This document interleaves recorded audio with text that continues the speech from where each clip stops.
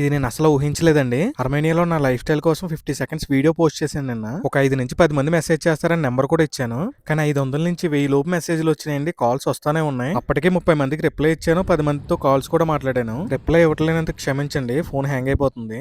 Armenia country అన్నది ఎవరికి correct, ఏ age వాళ్ళు రావచ్చు అన్నది ఈ వీడియోలో చెప్తా మీకు. నేనైతే ఇక్కడికి జీరో ఎక్స్పెక్టేషన్స్ తో వచ్చానండి. ఈ కంట్రీలో 90% జాబ్స్ కి క్వాలిఫికేషన్ అవసరం లేదు. 10% జాబ్స్ కి మాత్రమే క్వాలిఫికేషన్ అడుగుతారు. వీళ్ళు మన కోసం వర్క్ వీసా అయితే ఏరండి. ఇక్కడికి వచ్చిన తర్వాత ఇంటర్వ్యూ అటెండ్ అవ్వాల్సి వస్తుంది. క్వాలిఫికేషన్ జాబ్స్ కోసం మాత్రం నాకు ఇంతే తెలుసు, ఎందుకంటే నా దగ్గర డిగ్రీ లేదు కాబట్టి. ఇప్పుడు అన్స్కిల్ జాబ్స్ కోసం చెప్తా మీకు. అన్స్కిల్ కేటగిరీలో నేను ఒక సభ్యుని కాబట్టి వీటి కోసం కొంచెం ఎక్కువే తెలిసి నాకు. మొదటగా చెప్పాలంటే వేర్ హౌస్ లో అండి, తర్వాత కన్స్ట్రక్షన్ హెల్పర్స్, ఫార్మింగ్ అని, లాండ్రీ అని, సూపర్ మార్కెట్లు అని ఇలాంటి వాటిలో చాలా మంది ఇండియన్స్ చేస్తున్నారండి. ఇక్కడ డబ్బే టార్గెట్ గా పెట్టుకున్న వాళ్ళు మాత్రం ఫుడ్ డెలివరీలు చేస్తూ ఉంటారండి, బైక్స్ మీద, కార్ల మీద. ఎందులో వర్క్ చేసినా మన ఖర్చులని పోను 35,000 నుంచి 50,000 ఇంటికి ఖచ్చితంగా పంపుకోవచ్చండి. 50K అబౌవ్ శాలరీ మీరు ఎక్స్పెక్ట్ చేస్తే మాత్రం ఫుడ్ డెలివరీ చేయాల్సి ఉంటుంది. ఓపిక, సహనం, కష్టపడే తత్వం ఉంటే మాత్రమే అర్మేనియా రండి. ఇక్కడికి వచ్చే ముందు నాకు చాలా హెల్త్ ప్రాబ్లమ్స్ ఉన్నాయండి. ఎన్ని టాబ్లెట్లు వేసినా తగ్గలేదు. ఇక్కడికి వచ్చాక అకౌంట్ లో డబ్బులు పడతా ఉన్నాయి, రోగాలు ఆటోమేటిక్ గా తగ్గుతూ ఉన్నాయి. 100% మీకు వచ్చే ఉద్దేశం ఉంటే డిస్ప్లే మీద ఉన్న నెంబర్ కి మెసేజ్ చేయండి.